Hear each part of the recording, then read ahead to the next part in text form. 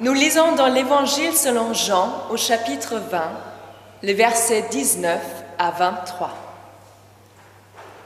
Le soir de ce même jour, qui était le premier de la semaine, alors que, par crainte des autorités juives, les portes de la maison où se trouvaient les disciples étaient verrouillées, Jésus vint. Il se tint au milieu d'eux et leur dit : « La paix soit avec vous. » Tout en parlant, il leur montra ses mains et son côté. En voyant les seigneurs, les disciples furent tout à la joie. Alors, à nouveau, Jésus leur dit : « La paix soit avec vous. Comme le Père m'a envoyé, à mon tour, je vous envoie. »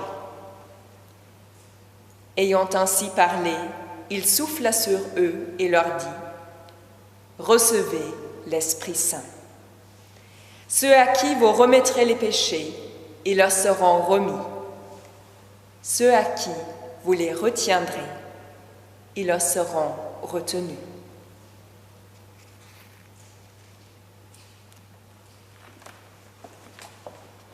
Dans l'Église primitive, les prédicateurs se succédaient.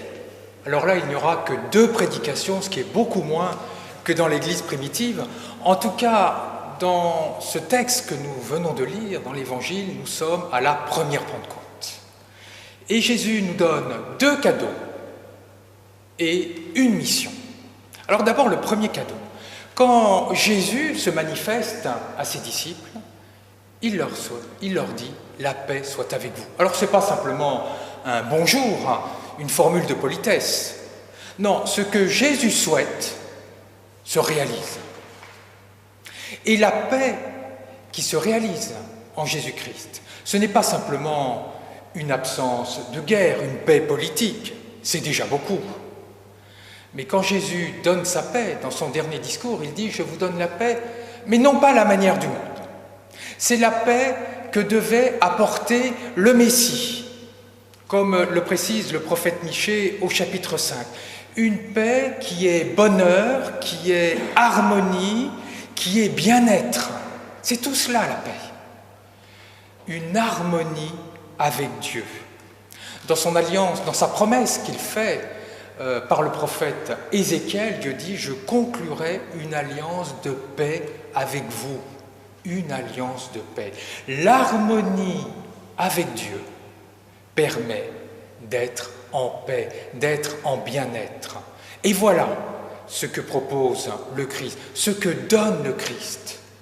Mais cette paix que donne le Christ, ce n'est pas quelque chose d'extérieur, comme si un médecin nous tendait un médicament. Le médicament est extérieur à lui.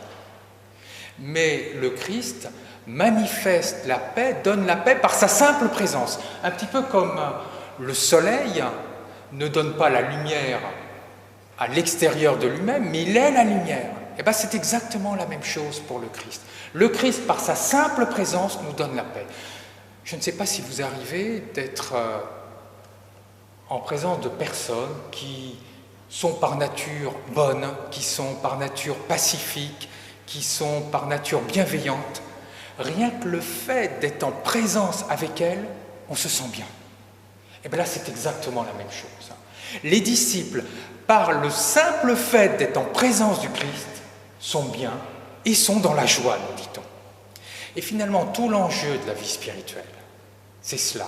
C'est de réaliser cette présence de Dieu en nous et autour de nous pour recevoir cette paix, pour être en paix. C'est donc le premier cadeau, la paix, qu'il nous donne. Deuxième cadeau, l'Esprit, le Saint-Esprit. Alors d'abord, Jésus souffle. Tout de suite, nous pensons au récit de la création, où Dieu souffle sur l'être humain pour le rendre vivant. Le Christ, Jésus, par cet acte de sa divinité, souffle dans l'être humain. Il recrée l'être humain. Souvenons-nous, dans le premier poème de la création, de la Genèse, la création se fait en 7 jours. Et les Juifs attendaient la venue d'un Messie, du Messie, qui paracheverait la création le 8e jour. Et bien là, c'est ce qui se passe. C'est le premier jour de la semaine. Il y a eu, en quelque sorte, les 7 premiers jours de la création, et cette nouvelle semaine, Jésus va achever la création. Mais il ne va pas la refaire à l'identique. Il souffle sur ses disciples, comme Dieu a soufflé dans l'être humain. Mais souvenons-nous, quand Dieu a soufflé dans l'être humain, il lui a simplement donné une haleine de vie. Dieu, pour désigner Dieu, c'est le rouar, pneuma, c'est-à-dire le souffle, l'esprit. Mais quand Dieu crée l'être humain, il ne donne pas son esprit. Il donne quelque chose en dessous, en quelque sorte. Ben là, quand Jésus va souffler sur ses disciples, il donne l'Esprit de Dieu, pneuma, rouar, c'est exactement, il donne, en quelque sorte, il divinise ses disciples, il les élève au rang divin. Le grand théologien du, je crois, IIIe siècle, Irénée de Lyon, disait « Dieu s'est fait homme pour que l'homme devienne Dieu ». Eh bien, Jésus a fini sa mission. Il est venu, il a divinisé ses disciples. Alors, chers amis, jamais nous ne pouvons dire que nous ne sommes rien. Non, si nous pensons un seul instant que nous ne sommes rien, que nous sommes que de vils pécheurs, en fait, nous nions le cadeau que le Christ nous a donné en nous divinisant. Mais cette divinisation, nous ne l'avons pas obtenue par nos propres forces, elle nous a été donnée. Donc souvenons-nous vraiment de ce cadeau absolument merveilleux que le Christ nous a donné par sa venue. Il nous a élevés au rang divin. 2 cadeaux donc, la paix et la divinisation. Enfin, il nous confie une mission. Comme le Père m'a envoyé, moi aussi je vous envoie. Et il nous envoie pourquoi ? Ceux à qui vous remettrez les péchés, ils seront pardonnés, ils seront remis. Mais qui pardonne les péchés ? Ils seront remis, les péchés seront remis. La formule est passive. Ils seront remis par Dieu. C'est Dieu qui pardonne. En fait, c'est la nature même de Dieu de pardonner, comme c'est la nature même du soleil d'éclairer. Alors quel est le rôle des disciples ? Ce n'est pas de pardonner à la place de Dieu, mais c'est simplement de révéler le pardon de Dieu. Les disciples, en étant lumière, révèlent que la lumière existe. Quand les disciples parlent d'un Dieu de pardon, parlent d'un Dieu d'amour, quand ils se pardonnent les uns les autres, ils manifestent que Dieu est pardon et ils permettent à Dieu de manifester son pardon. Alors voyez la responsabilité que nous avons.